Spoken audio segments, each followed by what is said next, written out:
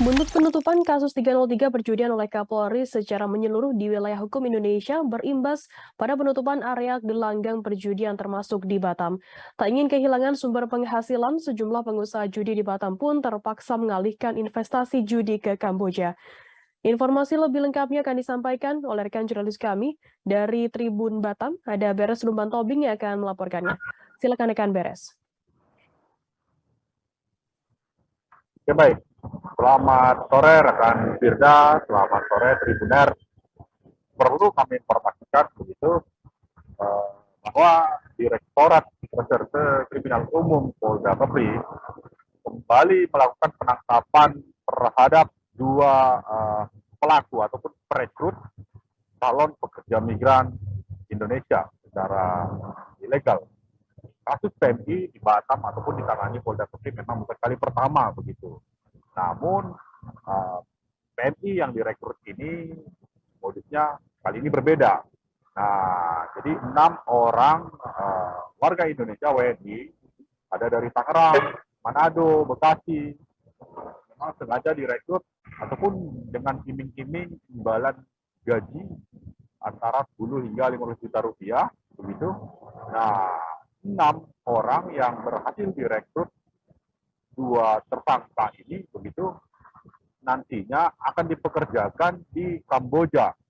Nah, berdasarkan keterangan dari Direktur Reserse Kriminal Umum Polda Kepri, Kombes Pol Jeffrey Siagian, menyebutkan bahwa 2 tersangka, begitu, warga Batam ini merupakan investor ataupun yang selama ini mengoperasikan judi di Batam, begitu, lantaran buntut dari situs judi online sudah tidak beroperasi lagi di Indonesia ataupun di Batam.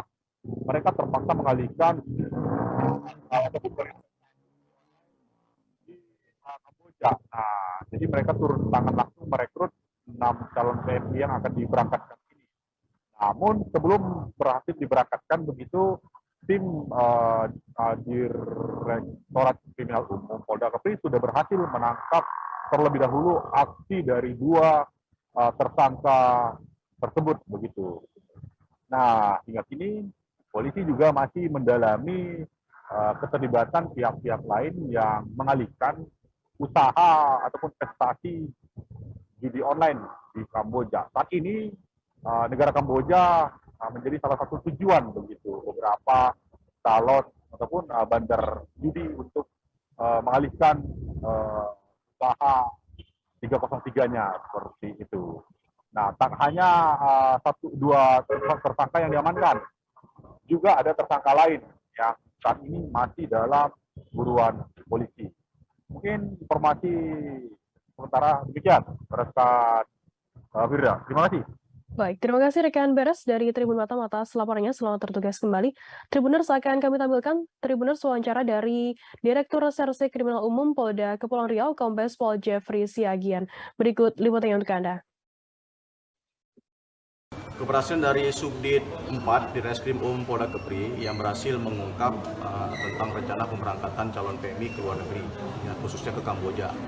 Mereka ini begitu dapat informasi sebelum tanggal 23, karena informasi tanggal 23 akan tiba ke Batam ini, kemudian mereka berkoordinasi dulu, melakukan penyelidikan, mendapatkan informasi yang akurat, yang pasti. Tanggal 23 kemarin mereka sudah standby menunggu. Begitu calon TKI mendarat, sudah kita bisa amankan, termasuk juga penjemputnya yang ada di berhasil kita amankan 2 orang ini. Ya.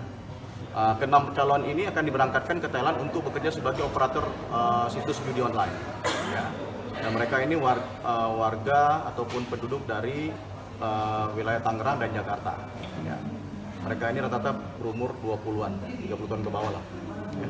Ada upah lebih yang dijanjikan oleh 20? Ya.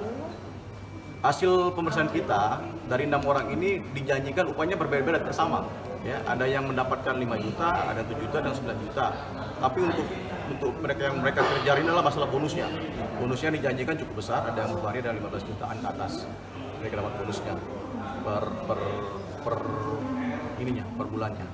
Bapak, untuk korban berangkat bisa diberangkatkan itu ada mengeluarkan uang kan mereka? Jadi semua keberangkatan dari calon PMI ini tidak dipungut biaya satupun. Jadi semua yang merekrut ini adalah mereka yang menyiapkan semuanya. Jangan lupa subscribe, share, komen, dan like ya.